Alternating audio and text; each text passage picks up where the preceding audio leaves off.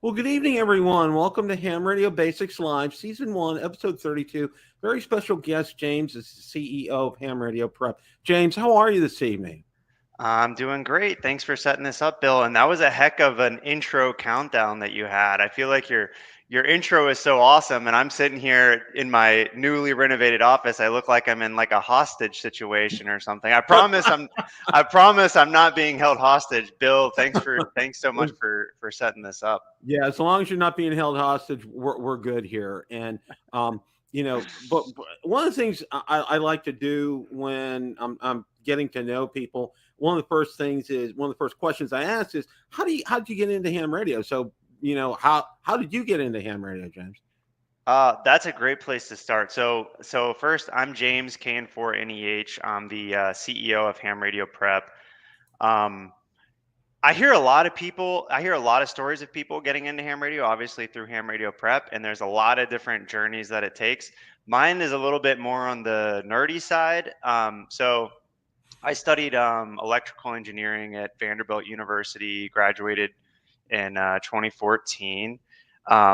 But it wasn't even that wasn't really got me into ham. I was like 2 years out of college, and I was living at an apartment complex, and had a friend of mine that was not an engineer.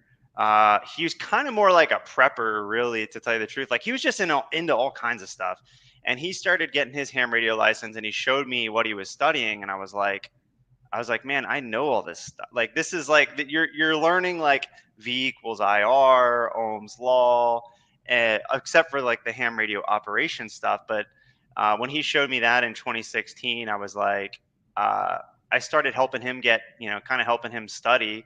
And then that was kind of the genesis of, ham radio prep. And then also kind of why I decided to get my license. I was like, hey, if you're going to do it, I'm going to get mine too. Might as well.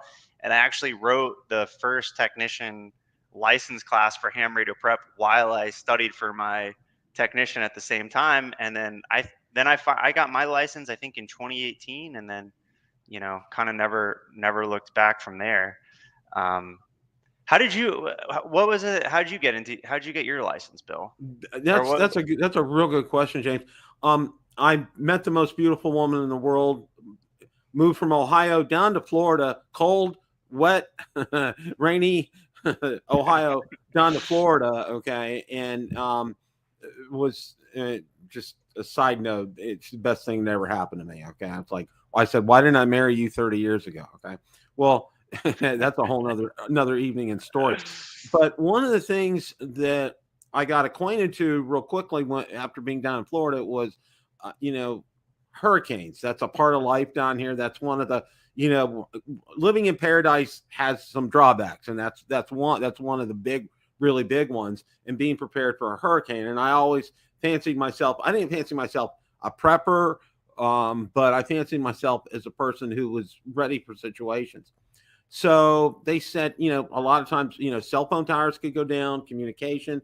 The only real means of communication is ham radio. And I'm like, wow, okay. So in 2014, in a very short period of time, I'm going to say probably about a year and 6 months, I passed all three of my exams. It was like boom, boom, boom. So you just went back to back. I just went back to back. Amateur extra.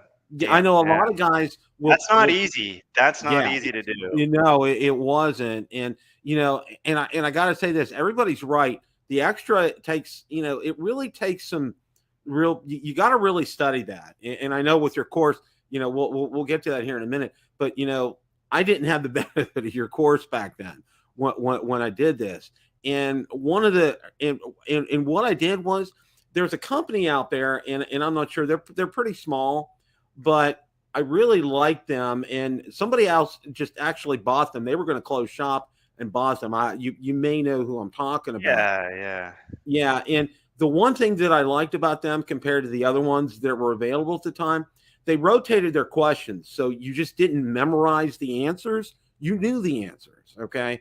And, that's one of the things that I really kind of prided myself on was, you know, getting to understand because by nature, I've been in computers all my life, information systems for 30 plus years, but not on the, you know, you're perfect electrical engineer side. Okay. I Yeah, wasn't. well, and see, that's the thing is like I even came from electrical engineering. So when I was coming along before, before I started building ham radio prep, I looked at it and I was like, if I'm having trouble, going through this course and making sure I'm passing my exam, I figure there's a lot of other people that want, something like I do. Like, on the one hand, a lot of people would be like, just read this textbook. I'm like, I just went to engineering school. I read enough textbooks. I don't want to read a textbook.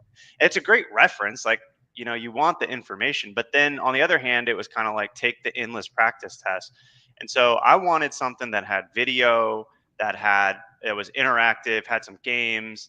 And so I just set about, doing it. And that's kind of, I think that's the sweet spot with ham radio prep today is, and the other thing I'll say is um, we don't always publish our updates out to like YouTube and stuff like that. We're getting a little bit better about that, but our course has improved like even from a year ago. If you were taking the course a year ago, the course that we're doing today is 1,000% better because we're constantly in an innovation cycle. We are constantly updating, and you may not even see it on the outside because our team is back here working behind the scenes. But now if you go into like the technician course, that first video is only like 8 minutes. It's like everything is very fast to the point, and we're kind of finding the perfect balance between number one, teaching the underlying concepts, but number two, keeping you engaged and making sure that it goes fast enough so you can actually get your license. Because if you if you make the videos too long and you teach too much, then everybody drops off and they don't. We Mhm. study those analytics and we can see like, okay, if you make the video too in depth, then people drop off. But at the same time, if you understand kind of the base concepts, then you can actually calculate the questions without having to memorize them. So that's where we're always trying to like find kind of that perfect middle ground. And we just study the course completion rates and just make sure that they're constantly getting better. And right now our mobile app is where we're really getting the highest course completion rates. It has some of our, because it's a completely custom software that we've built. Like you have like the ability to review or miss questions. We randomize the answers. We do some more advanced analytics. And so um, it ends up working out really well for a lot of folks. That and one of the questions, and you kind of alluded to it. I know you have. How many people do you have working there? So we have a number of different hams that kind of support the project. Like you've probably seen Professor Jim in for Hmm. BFR. Man, that guy Jim is absolutely incredible. Yeah, he We is. just linked up because we're both in the Atlanta area, and he just has a passion for getting new hams licensed on the air. He's a VE here. He does a lot of test sessions, and we teamed up like 2 years ago, and it's just been we've just been taking off ever since. We have a new guy, Max, who's in Huntsville, who's helping us, um, and he's like, I'm drawing a blank on his call. Let me see if I can find his call for you really quick. But Max is like, I mean, he runs like a space club in University of Huntsville, Alabama, and he's like a whiz. So he's really helping us with like building out new features and stuff that really will kind of gamify amateur radio and help get things that he would really like and I would really like, and so he's been a big help. You'll see him on a lot of our social media channels.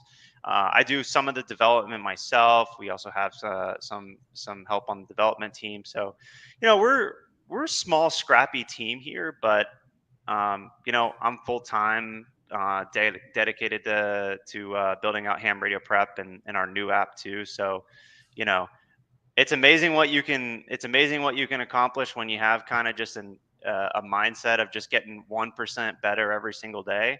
I look back sometimes and I'm like, holy cow, I can't believe everything we've done over the last year, and we're only getting faster. So.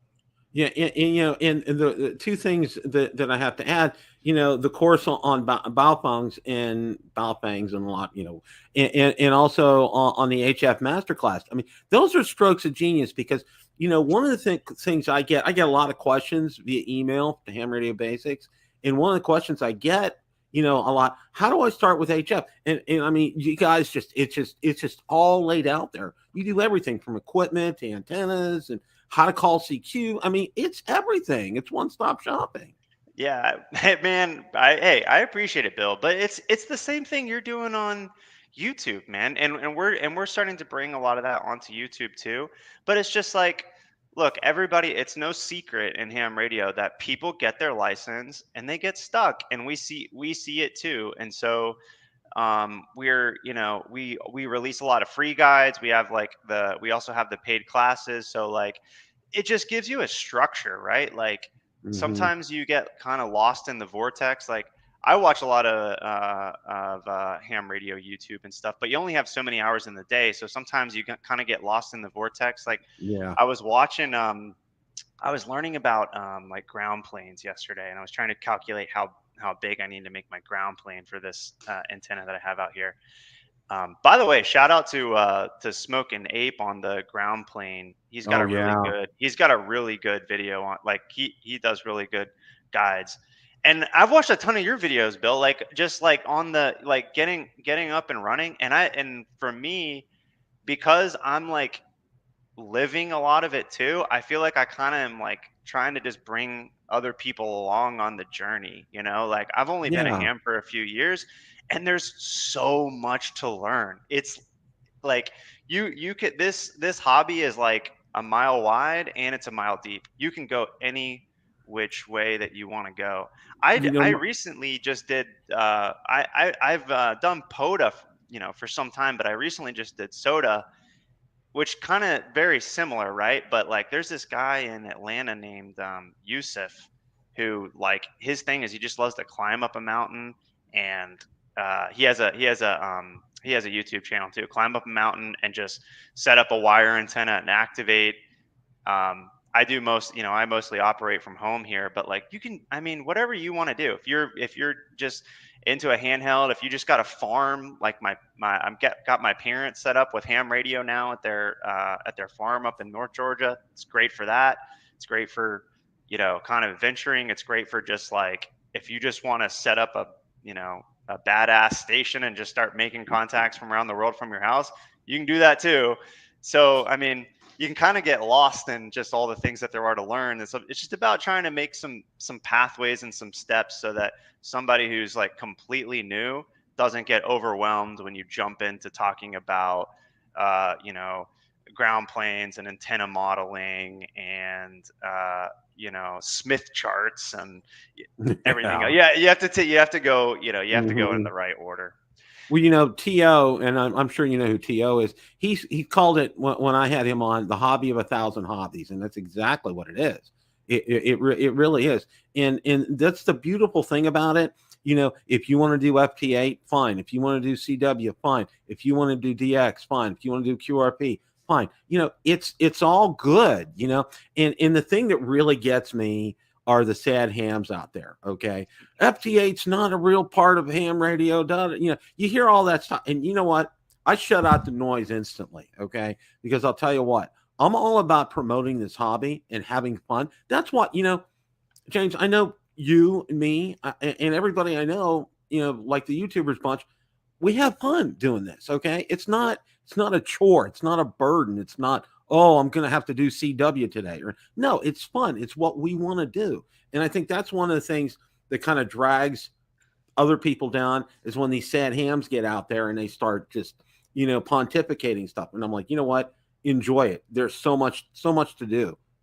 Yeah, it's every hobby too, right? Like no matter what you get into, there's going to be kind of naysayers. There's going to be, and it all and everybody has, everybody's entitled to an opinion. Like at Ham Radio Prep, if we had listened to people that said that they didn't like us at the very beginning, and we let the people that didn't want Ham Radio Prep be around, then we wouldn't have been able to build everything that we've been able to build. And the great thing about Ham Radio Prep is we reach a lot of people that just had kind of a slight interest in ham radio, or maybe heard about ham radio, and we get them licensed and we get them on the air. And I think we're really like leading the charge on just bringing new hams in that, kind of breaking down the barrier to entry. But I see it a lot with like World Radio League, our new logbook application. I mean, 95% of people are like, hey, we love that you're,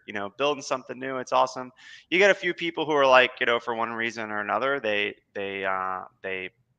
don't like it, or they feel like it doesn't have, whatever reason. But I'm like, hey, I listen to the people that like are our students and our users, and say like, what do you guys want? The people that love it, and that never steers me wrong. Like, you listen to the people that actually are trying to be constructive, and they're like, hey, let's build something new, let's do something cool. There's a lot of those. That's 98% of the people.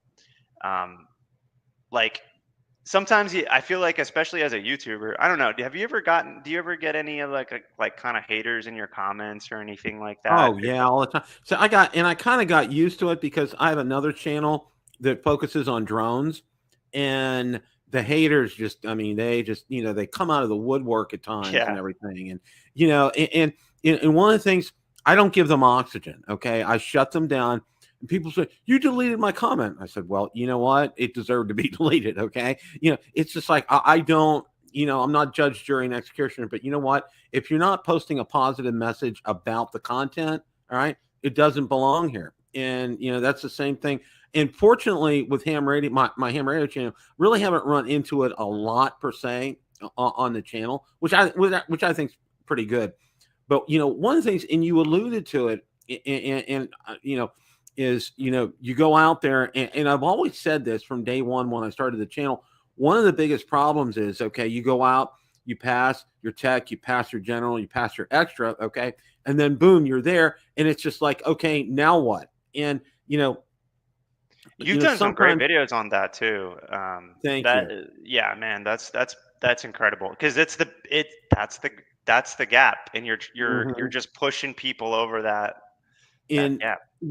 In a couple of things that I did was, one of the things, people say a lot of bad stuff about ARRL, and I said, you know what? Okay, it's the only game in town here, guys. They're believe it or not, they do advocate for us. All right, they really are our voice with the FCC. So it's like there's no other game in town. And the other thing, I talk about our ham radio clubs. A lot of people are very fortunate to have a good one in their area. I have a good one. I'm part of it.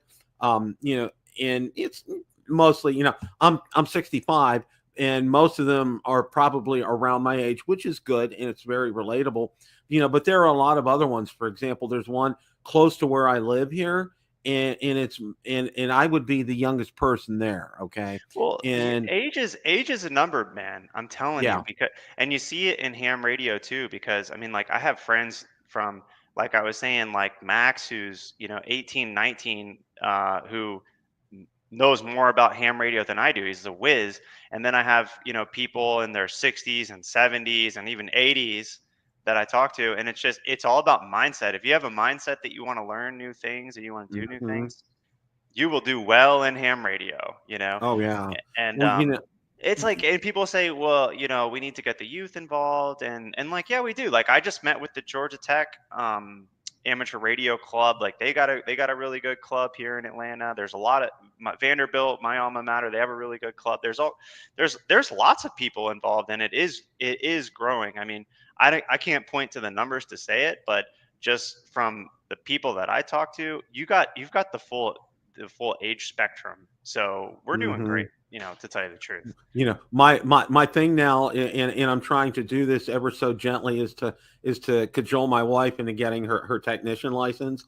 And I told her, I said, look, this class that James has an incredible product. So I'm trying to get her into that mindset, into that group. Get her on the mobile app. You don't have to do general. You don't have to do extra. I'm not expecting that. But take a look at it. And Have you ever had her really, like key up with you while you're operating or anything? yeah, I did. And, and she was real, like, for example, when I busted out my 705 for the first time, and I'm sitting there in the living room, and she hears that I made my first contact with it. She's like, wow. That's pretty cool. And I said, do you know where he was? She said, no. I said, Arizona. And I said, you know what's even more incredible about that? And I tried to explain it to her. I said I was operating QRP, and she says, what's QRP? I said I was operating only on 10 watts instead of I can go up to 100 watts. So I was doing it only on 10, and I reached a gentleman in Arizona, and she's like, wow, that is pretty cool. So it's kind of feeding that a little bit. It's so cool, and and you got like, that's what you and a lot of the other like, I love the ham radio YouTubers. Like you said, you mentioned Jason, like Hayden. I don't know if you know him from like I Ham know Radio Aiden, yeah. DX.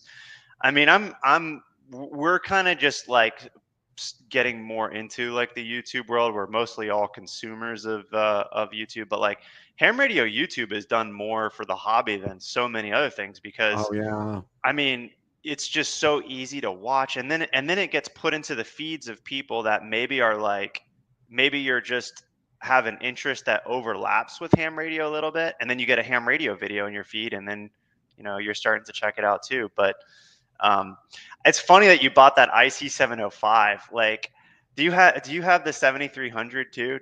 Are Yeah, you I have yeah? 7300 too. Yeah. It's I don't, it's definitely like a splurge, right? To get a Oh yeah. 705 in addition to the 7300. Jim, and he's kind of like my like local Elmer here because he's taught me so much, but he just got a 705 too, and I'm like, I mean, it's definitely a splurge because you got your 7300. You can pretty much do everything that you want. I guess it's like more portable. It's a really cool radio and everything, but that's how you're having a good time, is when you're just Oh adding some yeah. extra radios to the arsenal. Well, see, for me, in what I did was, a couple of weeks ago, I combined my drone channel with the ham radio channel. It's real interesting because, some of the guys from Coffee and Ham Radios first found me because of my drone videos. Okay, and it's real interesting because there's a number of guys who watch, or good faithful followers on my drone channel, are ham radio guys, which was absolutely totally cool. Well, one of the things that I did was I took one of my drones up, and I try to explain. I have a situation.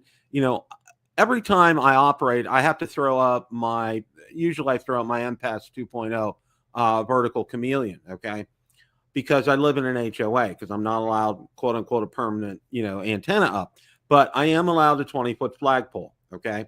So I posed the problem to them, and I have a huge side yard, and getting a 20-foot flagpole, I just need to get permission from the HOA. That's not a problem.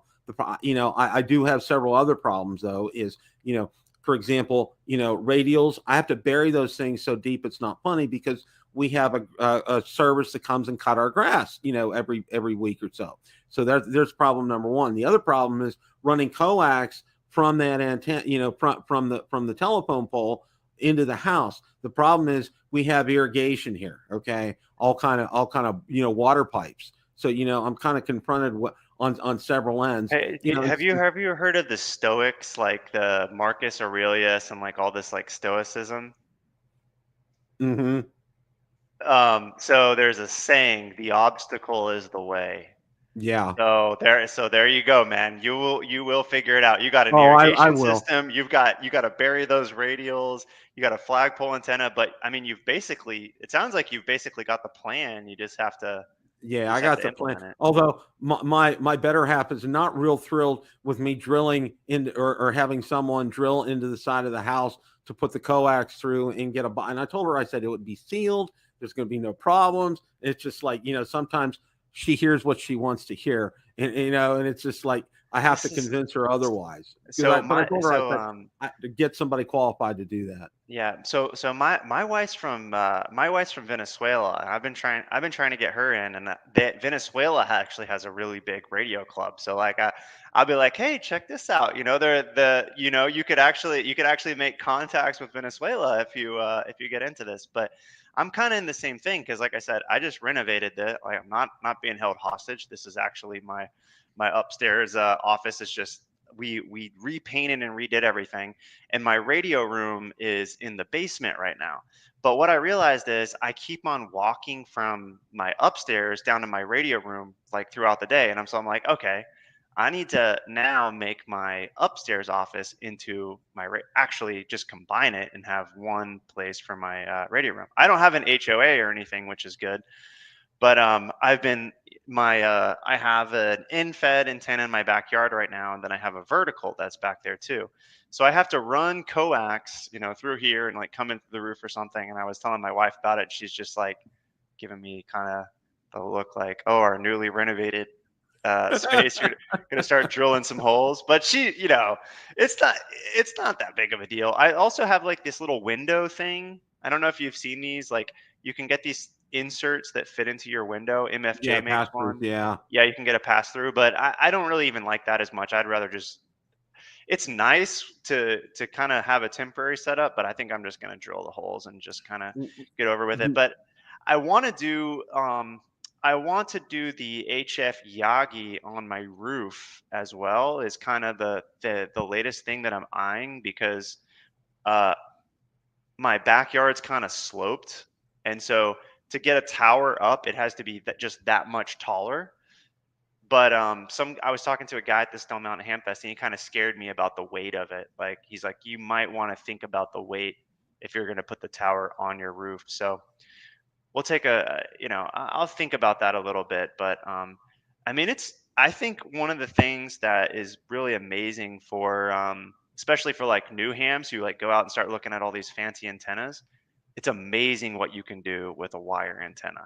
Oh And yeah. it still surprises me to this day. To this day, the best contacts I've ever had have been on a, like I can't remember how long it was, but just a in-fed wire antenna off my Yeah. back patio to a tree. I have been crushing it on that thing. Well, one of the things that has given me some inspiration, and I've seen several videos on it, is some of the older drones that DJI has. They have people you can buy release mechanisms for them on Amazon. And what I've seen a couple of guys do is, they'll tie that bungee cord up there with a counterweight. They'll fly up over that branch, and the camera's pointed down, and they know where they're at. Boom, they drop it. Boom, you pull it down, it's up there. It's like, because I see all these guys up there, they're, trying to, throw it up over the tree, and, they miss 5 times, and, finally the 6th time they get it. And I'm like, it's perfect every time with something like that. I think that's a real cool thing to be able to do something like that. Yeah, that really it. So what kind of drone is that? Because I mean, you got to be able to carry at least a decent amount of weight to Yeah, make it it would be. happen. There's a DJI Air 2S. It's an older model, but it's compatible. And I know because I've seen several videos of guys carrying like water bottles with carrying underneath that, and it handles it fine. And and that's the thing is, you're only going to go 50, 75 feet up. So it's not like you're going to be hundreds of feet up in the air. And normally, the weight that a drone can handle like that. And I've seen the guys do that, and it works like clockwork. There's absolutely no business with that. And you're right. Okay. The easiest or some of the best antennas are just like simple end fed halfways. I mean, just boom, done. And you're making contacts all over the place. Okay. One of the guys that has really inspired me as far as antennas is concerned, there's two people. Walt, okay. He does such a Coastal Waves and Wires. He just does such a great job. And the other one is HOA Ham, Bob. He actually lives about an hour from me here because I live outside of Tampa. And we connected, and he's just such a great guy. And he's got it down pat, and he's really got a wonderful setup at his house. And he did the chameleon flagpole antenna, which, that started the ball rolling for me with something like that. So I'm really kind of excited. Have you looked? I mean, the flagpole is awesome, but what about the attic antennas? Have you looked at doing an attic antenna? Yeah, I did. In the way they built our house, The trusses are so spaced together. There's not a lot of room up there, unfortunately. Because I had our previous house, we had some attic access up there, which was really nice. So we were able to store some things, and there was plenty of room. Here, there's like no room at all. I mean, you can probably, an inspector can pop up the panel, take a look at stuff, and that's about it. That's all you can really kind of do over there. Yeah, I probably shouldn't say this because I'm gonna piss off some of the people in the HOAs, but I don't have to worry about it. My backyard is like looking like some sort of science experiment right now. I've got all I've got all kinds of, and then once I get stuff going on my roof is, the only thing I'm worried about is putting too much weight on my roof and something like falls. I actually like falls through, but um, I don't know. I'm not quite ready to put up the tower yet because it's just like you have to concrete. Well, I did talk to a guy who actually didn't concrete his end. He just buried it really deep and he was totally fine. But I mean, to like do it the right way, you need to put some concrete down so you're not like, climbing an unstable tower, which that's a whole nother topic. Yeah, that is. Well, one of the things for me, which I found real last year for Christmas, I have a holiday giveaway and everything. And one of the things that I did was I gave away 2 courses from Ham Radio Prep. And Nice, man. That's awesome. I got We'll get you the hookup after this, Bill. I'll get you some kind of hookup where you can do some more of that this year too. I appreciate I appreciate everything that you're doing for amateur radio and making the content. So we'll get something set up. Yeah, you got, like I said, it's just like I fell in love with you guys right away as soon as I saw it, and it's just like, I'm kicking myself, like, why weren't you guys around when I got started? But it's just so, one the goal of my drone channel and the goal of the Ham Radio channel is, my dad taught me a long time ago, keep it simple, and that's one of the things that I want to do. And you mentioned things about the videos and keeping them at a certain length, and that's one of the things that I try to do on my drone channel. It's one of the things that I try to do here, especially with the product demos, reviews, that kind of thing. Because if it's over 8, 9, 10 minutes, people are gonna, tune out and not tune in. And so that's why I really try to keep that content kind of like, that 8, 9, 10 minute kind of time frame. And I try to keep it shorter that way. And it really bodes well. People really respond to that when it's that kind of length. I totally agree. And man, your streaming setup is awesome, by the way. I just figured out that I can see the comments, but I have to connect my YouTube to be able to respond to them. So, Andy, sorry for taking so long to respond, but hey, Andy. Yeah, Andy's. I have a good core of people that follow the show here on Wednesday nights. It's 7, and and I gotta hand it. I didn't want to step on anybody's toes when I got started. And Jason from Ham Radio 2.0, he went the extra mile with me. Okay. It was just absolutely fantastic. There's a Google Calendar that shows when everybody's shows are on. And he said, pick a time slot for when you want to do your show when nobody else is on. So that's why I do Wednesdays at 7. And he has been so incredibly helpful. Josh has been helpful. All these guys have been great. Okay. And I've had pretty much all of them on. I had Scott from Ham Radio for Non-Techies. Who else? That's another great channel. Yeah. Ham Radio for Non-Techies. Yeah. I've had Mike. He's now Ham Radio Tube. I absolutely love him. Smoking Ape is just fantastic. T.O. is great. I had Frank from Tank Radio on. I've had pretty much the who's who. Eventually y'all will make a YouTuber out of me. But it's amazing. I would say I spend my entire day working in ham radio. I'm kind of newer to like being on video myself and everything, but it's did you go through kind of like a weird thing with getting on video? It's weird seeing yourself and it's weird hearing yourself. You ever hear yourself back? You're like, do I really sound when I first started back in 2017 and I'm like, I talked real fast. And that's one thing that I, looking back at some of those videos, I'm like, why did I talk so fast? I'm like, welcome. It's great day. It just like, almost like it was sped up, but it was my normal talking. And I'm like, oh my gosh. It's just like, I would probably like that because I'll put YouTube videos on 1.5x sometimes and just listen to them quickly. So you're probably speaking my speed. that probably was it. I mean, like when I first got started with it, but it's kind of come a long way. And what I use for live streaming for this, it's called StreamYard, and it's the best that's out there. It's the easiest to use. It's just very intuitive.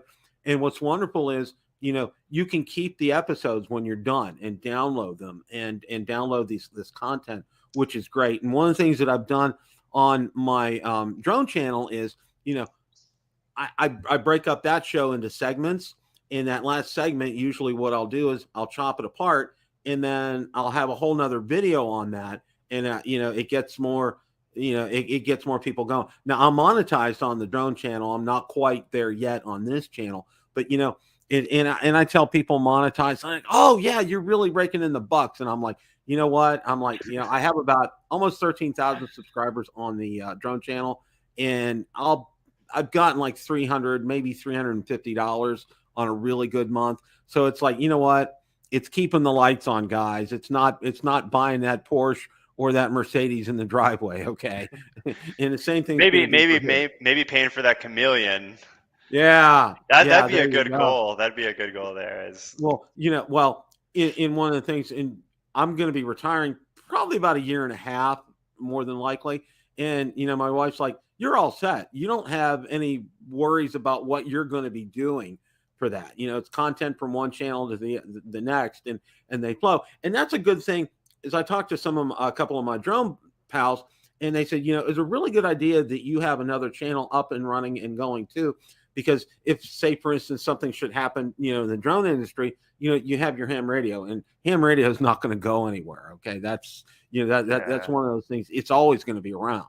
Well, that's an important point there too, because I think that, like it's almost kind of like a freedom of speech issue as well too. Like truly is, you mentioned the advocacy thing, which is, it's important that we have a licensing system, because you need to make sure that people are not, that people are using the airwaves responsibly, because there is only so much bandwidth and you don't want to pollute all of that. But like the fact that we have this allocation that's just for amateurs and regular citizens to use, like that's not going anywhere. And we're kind of starting to dip our toes too. Like, I don't know if you saw about the proposed change to 60 meters, where they were they're basically trying to make it just a smaller shred and kind of nuke the power on 60 meter bands. So we put out some materials about that, and we're able to get a bunch more comments on the FCC. But then there's also the good news. Now they're talking about, I don't know if it was eliminating or just bumping up baud rates. So I think it shows that we've got an FCC that's willing to play ball and understands the importance of amateur radio. Although, like I was seeing something, I guess there's kind of two sides to the baud rate. Like I even saw some hams who weren't like super in favor of raising the baud rate. So I need to read into that one a little bit more. But Go ahead. No, go ahead. No, what I was going to say was, it's real interesting because with my drone channel, I deal with the FAA, and obviously with ham radio, I deal with the FCC. And one of the things that I tell the guys, you're dealing with all the agencies. I'm dealing with alphabet soup here. But one of the things that I tell them though is, the FAA is kind of it's kind of like you got to give them a cattle prod, and they're not always with it. And for example, the big thing with drones is a thing called remote ID. Okay, it's so your drone can be seen, and it's the whole purpose is so it can be seen by law enforcement if they need to know where you're at. All right. Yeah. And they have have butchered this up and just made it a nightmare and a quagmire, and because not good for privacy. Yeah. It's just a total mess. Okay. Whereas, and conversely, and I try to tell people, and everybody voiced their opinion, and everybody was like universally like, no, well, they did it anyway. But, with the FCC, conversely, we voice our opinion with them. And you know what? More often than not, they'll respond to us, and they'll respond to us in a positive way, because they know you know, we kind of like, we're it for them. We're one of the big deals for them. So Yeah, and I mean, look, the electromagnetic spectrum isn't going anywhere, so amateur radio isn't going anywhere either. And this, I mean, it's kind of clickbaity sometimes to say. Like, there's a lot of like clickbait. Oh, amateur radio is dying, or like yeah, it's just it makes for a video that a lot of mostly hams are gonna click. But like, as me being somebody in the industry, I don't see that. I see people are going crazy in for amateur radio. They're dying to learn more. There's more people getting in it every single day.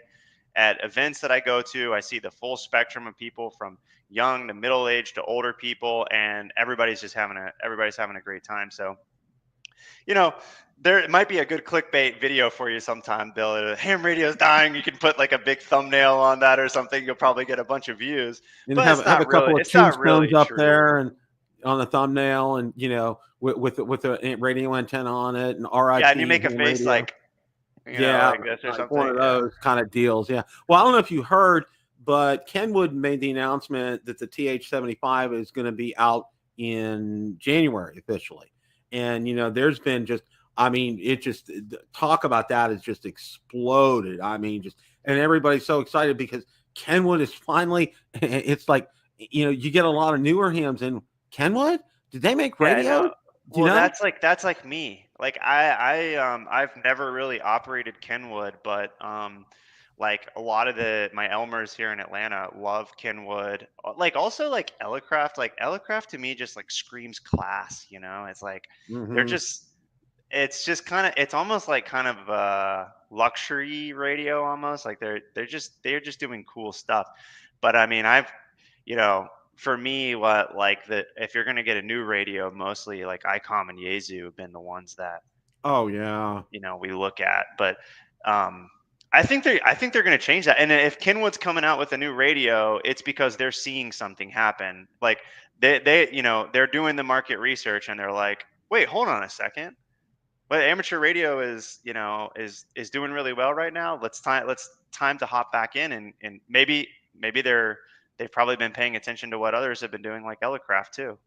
So Yeah, yeah, oh yeah, and and you brought up a good point here because it's when companies see something and they jump on it, it's a signal and it's a sign, and and for example, I take it they're from smart guys. they There's some are smart guys over there. They know what they're doing. They do they're the research. they're intelligent about this. For example, I got a lot of views on and I found out kind of backhanded through I have a contact at DX Engineering, and he told me, the 7100 is going to be coming back. And boy, it's just like people jumped on that video right away and and I tell you what, it's like most people love that radio. There's a few detractors about it, but you think about it and it's and I hate to use the word all in one shopping or all in one stop, but it really kind of is.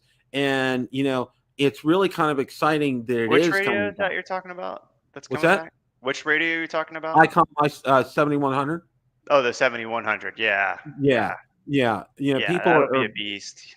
and they originally were supposed to come out. It was supposed to come out in October, and then I talked to them, and they said now it's going to be like the 1st of December. And they said what they've done is they've had to update a lot of the parts on it, but that was the big thing was they weren't able to produce it because the part shortage, and that's why it hadn't come out because everybody and I could have kicked myself because about I'm going to say maybe about a year ago somebody offered one to me super discount. It was brand new, never used, and I passed. It's like the timing wasn't right because I didn't have the money anyway. And I'm like, oh my gosh, it's like. But Yeah. now it's going to be coming out, and I, that's I'm exciting. I'm not a very good like Hamfest shopper. Like that's one thing that I want to get better at is kind of like doing the boneyard shopping because I'm like a very careful like type shopper. So I'm always like checking everything out, but like never like pull the trigger. You know what I mean? But like, Oh yeah, but then I see like some of the fines that people are getting, like when I went to the Stone Mountain Ham Fest here like last week, like this guy got like a really really cool little 50-watt mobile rig for like less than $50, you know, and I'm Oh like, yeah. that's just be cool to have one of those just around you. I mean, just to play with or put in your other vehicle. You know, put in. Oh yeah. You know, one of my rules of thumb is this, and this is real interesting. If I'm flying to like a hamvention or something, okay, I'll find something, okay, and I'm like, and I'm flying, and I'm like, You're oh, booked. You said you're booked up for Hamcation this year, right? yeah, I'm booked up for Oh hamcation. yeah, We're going to be I don't have my driving there. reservations yet, but Ham Radio Prep and World Radio League, we're doing tables there, and we're gonna have a blast. So we Oh we yeah, we got the tables we'll be booked. Valerie and I will be knocking your doors down. And I have her, she has a shirt like me too. So, and that's one of the things that I wanted to do was to make sure that people know that she's with me. And one of the things that she does, and she's always helped me, is doing the videography. She does a fantastic job on that. So I'm real excited about that. But my rule of thumb is like we're gonna be driving, of course, over to Orlando from Tampa. I probably won't find anything. Okay, you know, I'll have my SUV with me. You know, nice big backspace, and I won't find a thing. But then I go flying somewhere, and I'll find something. It's just like it never fails. That's kind of my rule of Yeah, thumb with something like that. man, Tampa's great. I actually have family in Tampa as well too. My wife and I have been down there and been to Clearwater and Oh St. yeah. Pete a bunch of times. Love it. And Florida has some of the best ham radio operators. Oh yeah. I went down to Destin like a few months ago at the end of the summer for my friend's birthday, and I brought my HT with me, and I was trying to hit this repeater that was just right next to where we were staying, and I program it really quick. I try to key it up twice and like give my call out on the repeater, and I forgot the CTCSS tone, and this guy who was just scanning just picked me up and called back to me. I can't remember what his name is. He's like, hey, I just picked you up on my. I was just scanning through, picked you up. You forgot to program your CTCSS, and so he picked me up and then reminded me, helped me program into the repeater, and ended up talking to the guy for like 30 minutes or something. So it's like, I'm in Georgia. I think you guys have in Florida. You have like 2x or maybe even 3x the number of ham radio operators. So like, I mean, Oh yeah. you're in a great place for it. It is, you know, and that's one of the nice things. The clubs, for the most part, like I said, the clubs down here are very active, involved, and they get to and see the really cool thing is they get family involved because you know obviously we know the future of ham radio is going to be getting like teens involved and kids in school and you know and I tell you what, you know, one of the things I will just jump all over is when I see, you know, like elementary students or high school students, you know, getting, you know, people getting them. I'm like, whoa, wow. You know, I get that out there front page, front and center, because, you know, that's the future of this hobby. And, you know, it's just so wonderful to see that. And I'm going to try Yeah. to get my granddaughters when they're old enough to get into it as well. Cause I think it's just so cool. That's one of the things with World Radio League in particular. One of the things that we're really focusing on is like the live contesting aspect of it too. Like I mentioned, the Georgia Tech ham radio team that we were chatting with, like they loved it. They loved the idea, and I would love to see like some college competitions going on, and it's just, it's a really challenge to like make ham radio competitions work really well, especially for like colleges and things, because you want to make it about the operating, and you want to make it about learning skills, and not just make it about having you know the best operating conditions, the best operating geography, and the best antenna and equipment, right? But I love I think as far as like getting folks involved like earlier, and especially like at the collegiate level, having kind of like the competitive, and even just like, kind of tracking your progress part of it is something that people are going to love. I mean, it's something that I love. So I feel like there's a lot of newer folks that like the gamification aspect of it. Which look at POTA, man.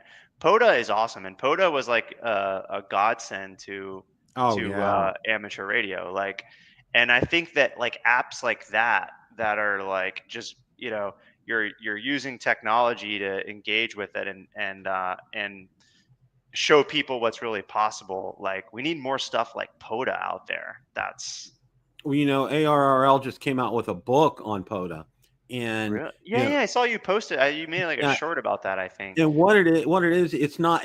And one of the things I'm going to do a review on it, but just it's not a how to with POTA. It's about, I think there's 14 or 15 operators, and it goes through their styles. Everybody's different flavors. And what's really interesting on the cover, I know Michael Martin's real well. He's on the cover of that book, okay, which I thought was just absolutely hilarious. He's not in the book, but he's on the cover. A picture of him's on the cover. I'm He's like, famous. he is. I Yeah. said, you are famous, good guy. It's just, He's a great guy. I've never met him. I've never talked to him in person, but I've exchanged some emails back and forth with him. Yeah, he's that guy's a gem. And I he know he is. does a lot of. I know I mean, he does a lot of POTA. Even like I saw some videos he was doing recently with like POTA events and POTA meetups, and I mean I guess that's how you get your face on the cover of a POTA book. Yeah. you know. And I'll tell you what, the other thing that I think I call him one of the consummate experts on, is on the FT 891. He knows that radio backwards and forwards. And, one of the Yeah. pieces of advice that he gave about that radio, because a lot of people are just like, Yaesu FT 891, yeah, it's a great radio, but, Yaesu has that infamous menu. And, one of the things that he said was, a lot of times, when you go in and you set those settings, and this is one of the things that I try to get across to people. People are so bent out of shape because I have to do this and do this and do this. I said, you know what? You pretty much set it and forget it, really. I mean, except for flipping through your bands, that's all you really need to do. You don't need to go in and adjust this and adjust that each time. People are so bent out of shape about that and getting deep into menus when you don't really have to. It's true. I mean, I always I mean, even on my like icon, I found something I found a menu option that I'd never used before. I've had and haven't had the radio for over a year, and you're like, wait, what the heck is this? There's so you can find out all these little tips and tricks, especially if someone like shows you something new, and like that's a lot of what we're trying to do with like the HF masterclass, is kind of like undercover those things, because if you're just trying to do it yourself, sometimes it takes you forever to figure out um, all of the tips and tricks that somebody who's been using that radio would know for a while. Well, one of the Have you got things. Go ahead. Go ahead. No, go ahead. I was gonna say, have you gotten into the flex radios at all? Oh, I would love to. I would love Yeah, to. yeah. It's just like, but it's like, yeah.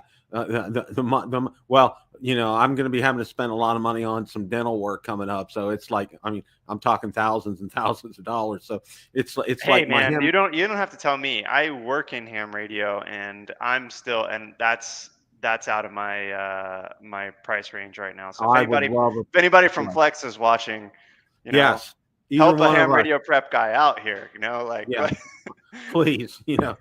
Well, I know right now a couple of their more popular ones are back ordered. I mean, it's just they're just they do such a great job with that.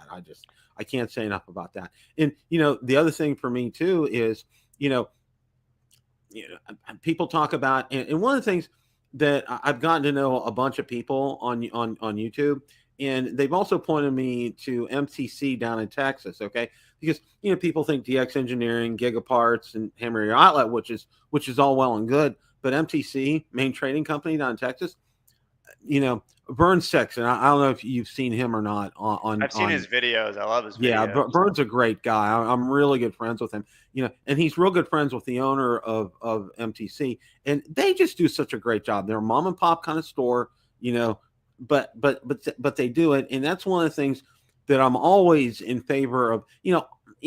Promoting those kind of operations, okay? Because your DX engineerings are all going to be around. Your Gigaparts is going to be around. Your ham radio outlet's going to be around. But MTC is dependent upon us to help them with their business.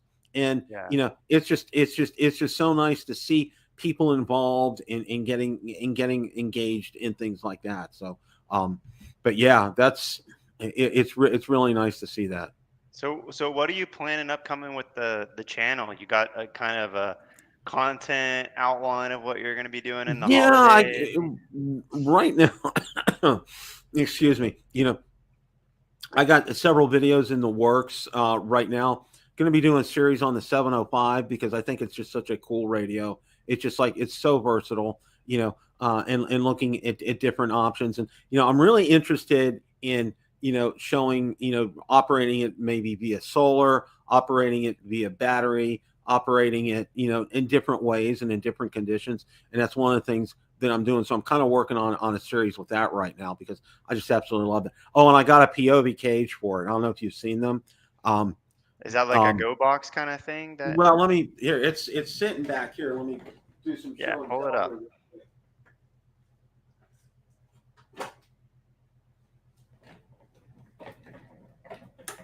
It's a What is full this? on cage for it, and it has. I got the one that has a plastic cover on the front, But is and this see for that. just protection, for easy Yeah, it's carrying? mostly for like protection because you can see right here, like there's a That is kickstand right slick, down here man. at the That's like an bottom of that. iPhone case for your Yeah, 705, basically. and then you can take screen protector off on here, which is really nice. I absolutely love this, and it fits perfectly like inside, one of those. I call them army bags, go bags or whatever that people get. But I fell in love with that, and the guy, it's an American company that does it because I thought about getting the WinCamp, and WinCamp is just like this, but I really like the fact that they didn't have this. And I think this is important because, all your controls are up front and you don't want to damage your controls. So, you know, Yeah, that would be a really good. Yeah, have you ever heard like I guess they call it like rucking, but that's like kind of something that I'm looking to get into where you just like you basically pack up, you take a pack, you like go up on a mountain and stuff like that. Like it sounds like a 705 would be perfect yeah, for that type of, you know, it, it, operations and it really hiking and would. what that thing probably weighs like just a few pounds, right? Like Yeah, it I'm going to say probably about, I'm going to say 10, 12 10, pounds, something like 10 to that. 12 pounds. Yeah. Versus Yeah. the versus like a full size IC 7300 is 7,300. probably Well, I see, 20 maybe, yeah, that's maybe about 20. probably And a little bit more. and I've seen people build go boxes for them. Oh, I got before. I know we're kind of running out of time, but I have a really random thing. There's this new series on Netflix that's called Where the Light, something like this. This is a super cool kind of like almost it's like a shortwave, but it's a whole there the whole show is about like shortwave radio. And it's a Mm, brand new series on Netflix. And I saw that and I was like, I'm telling you, people are getting into radio like never before. It's called All the Light We Cannot See, and it's like the crazy story of like World War II. They're trying to like uh basically fox hunt this shortwave radio that's sending codes to the allies, and the Germans are trying to fox hunt it. I'm only like 2 episodes in, but it's super super cool. So anybody that's like interested in HF shortwave type history stuff, super super cool series. yeah, and it's real interesting that you bring up shortwave because that's on my Christmas list for my wife.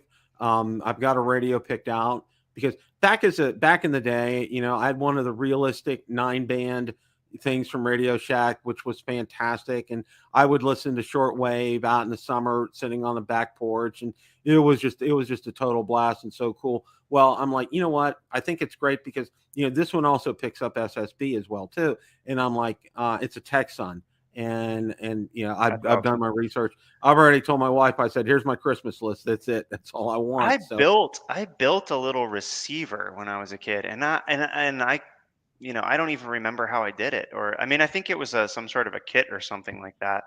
But that type of stuff is also really cool. I think there must be some people that are still doing like kits for schools and stuff like that. I hope so.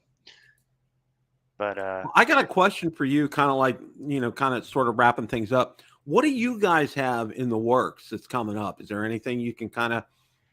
oh man, yeah. I mean, like we are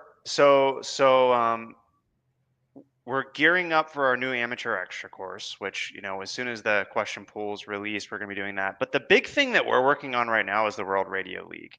So it's www.worldradioleague.com if you want to check it out.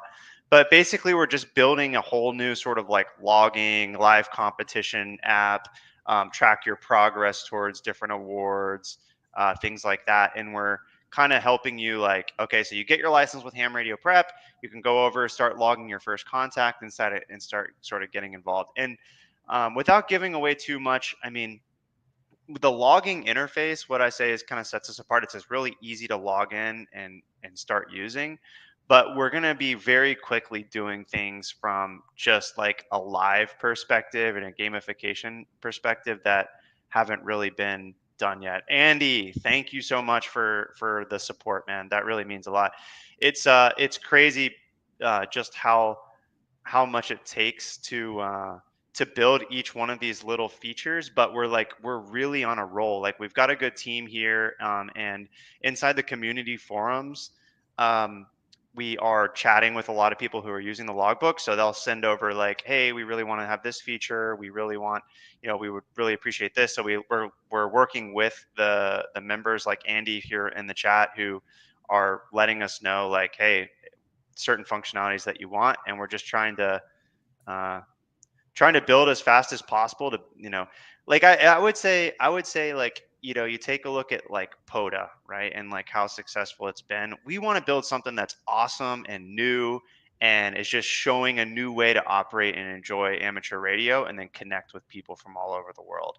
Boy, And it sounds like you that's got a good pulse on what's going on, James. I mean, seriously, that is just we're having a that's blast, man. And that's that's the best awesome. that's the best part of it is we're having a blast while we do it too. And look, I mean, there's certain people that's, we can't meet everybody's requirements right now, like import export. We're working towards the import and export of the log files, which we know is really important, but you got to do it the right way. You don't want to Right. mess up somebody's import and then you're having to clean up a bunch of bad logs. So we're trying to do things the right way, but we're trying to build things that are totally new and fun too, which is, we don't want this to just be the same, a duplicate app. We want it to be like a whole new way to experience and log your contacts and have fun with other operators. Absolutely, absolutely. Any closing thoughts? Anything you'd like to share before we wrap things up?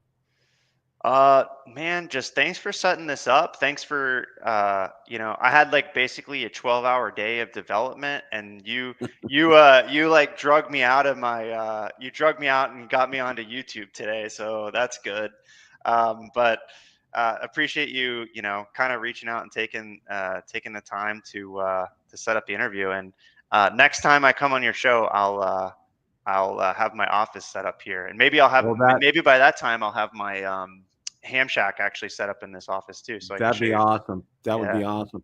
Well, hang tight here after we close out, because one of the things that I like to do, all my guests, I send them some of my swag, and that includes like a Ham Radio Basics mug and a hat. So thanks, man. Yeah, I'll get so you. I'll that get you hooked up with some ham radio prep stuff too. And I want to hear about. I want to. I know you got some obstacles with getting the flagpole set up, but next time we talk, I want to hear. I want to oh, hear absolutely. that you got it And done. I assume you're going to be at Hamcation, right? Yeah, going to be a hamcation. Well, And the you'll rest see of us the for rest of the sure. ham radio prep team will be there too. So Awesome. I'll get him, you'll get to get meet a chance Professor to meet Jim him, and Max and and I'll tell you everybody. what. Yeah, I'm anxious to meet him too because I think he's a gem. He just absolutely wow. He's just so good and so relatable. I love him and his videos. It's just absolutely so good. So I want to thank all everybody for stopping by tonight. I know Andy was here, Chris was here tonight, Cooley was here tonight.